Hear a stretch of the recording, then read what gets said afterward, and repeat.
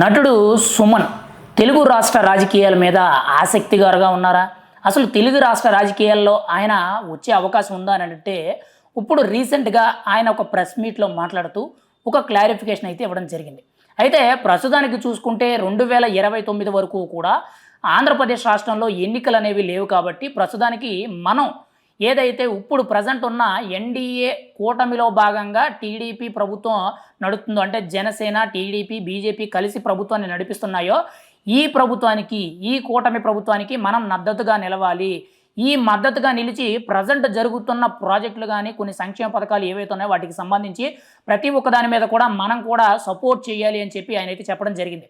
అయితే ఆయన ఆంధ్ర రాష్ట్ర రాజకీయాల్లోకి వస్తారా? లేదంటే ఇతర రాష్ట్ర రాజకీయాల్లోకి వత్తారు అనే దాని మీద రిపోర్టర్ అడిగిన ప్రశ్నకి ప్రస్తుతానికైతే 2026లో రాబోయే తమిళనాడు ఎన్నికల్లో అక్కడ టికెట్ ఇస్తామని చెప్పి నాకు ఆఫర్ చేస్తున్నారు. రండి అని పిలుస్తున్నారు. కానీ ప్రస్తుతానికి నేను ఎటువంటి క్లారిఫికేషన్ అయితే ఇవ్వలేదు.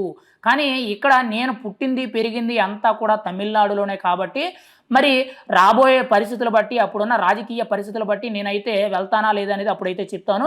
ఖచ్చితంగా ప్రెజెంట్ అయితే నా మద్దతు మాత్రం కూటమి ప్రభుత్వానికే ఉంటుంది. కూటమి ప్రభుత్వం ఆంధ్రప్రదేశ్ రాష్ట్రాన్ని అభివృద్ధి చేయడానికి అహర్నిశలో కష్టపడుతుంది. ఒకవైపు చంద్రబాబు నాయుడు గారు, ఒకవైపు పవన్ కళ్యాణ్ గారు ఇద్దరూ కూడా చాలా బాగా పనిచేయడం అయితే జరుగుతుందని చెప్పి నటుడు యాక్టర్ సుమన్ గారు ఎవరైతే ఉన్నారో ఆయన తెలియచేయడం అయితే జరిగింది. ఏదేమైనా సరే ఆయన మొదటి నుంచి కూడా బీజేపీ వాదని మనం అయితే చెప్పుకోవచ్చు. ఆయన మద్దతు ఎప్పుడూ కూడా ఖచ్చితంగా రాష్ట్రం బలపరచడానికి ఆయన ముందుంటారని మనం అయితే చెప్పుకోవచ్చు. ఆయన గతంలో కూడా కూటమి ప్రభుత్వానికి మద్దతు తెలుపుతూ 2-3 సార్లు మాట్లాడడం జరిగింది. ఇప్పుడు కూడా ఇక నుంచి రాబోయే 4 ఏళ్ల వరకు కూడా కూటమి ప్రభుత్వానికి మనం మద్దతుగా ఉండాలి, మద్దతు తెలపాలి, ప్రతి విషయంలో కూడా మనం సపోర్ట్ చేయాలని చెప్పి ఆయన అయితే తెలియచేయడం జరిగింది.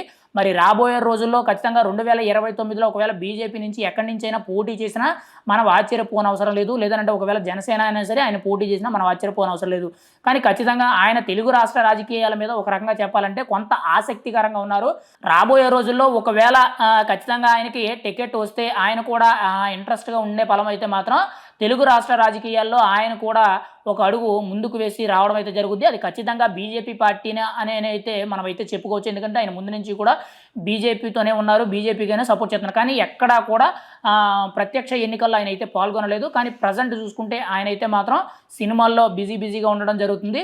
కొన్ని సందర్భాల్లో తిరుపతి కానీ ఇటు ఆంధ్రప్రదేశ్ వచ్చినప్పుడు కూడా ప్రెస్ మీట్లో మాట్లాడుతూ ప్రభుత్వానికి మద్దతు తెలపాలని చెప్పి తెలియచేయడం జరిగింది. ఒకవేళ కానీ తమిళనాడులో ఆయనకి బీజేపీ తరపున ఆఫర్ వచ్చినా కానీ లేకపోతే ఇతర పార్టీల నుంచి ఆఫర్ వచ్చినా కానీ ఆయన పోటీ చేస్తారా లేదని చూడాలి. కానీ ప్రస్తుతానికైతే ఆఫర్ వస్తుంది కానీ నేను ఇంకా యాక్సెప్ట్ చేయలేదని ఆయన అయితే తెలియజేయడం జరిగింది. ఒకవేళ 2029లో కూటమి ప్రభుత్వం కలిసే పోటీ చేస్తుంది కాబట్టి ఈ పొత్తులో భాగంగా ఆయనకి ఏదో ఒక స్థానం అనేది ఆఫర్ చేసినా మనం ఆశ్చర్యపోనవసరం లేదు. ఆయన గెలుస్తారు అనే నమ్మకం కూడా ఆయన సామాజిక వర్గం నుంచే కానీ ఇతరత్ర అభిమానుల నుంచే కానీ ఆయనకి కూడా కొంత సపోర్టు బలం అనేది ఉంది. ఖచ్చితంగా గెలిచే అవకాశం కూడా ఉంది.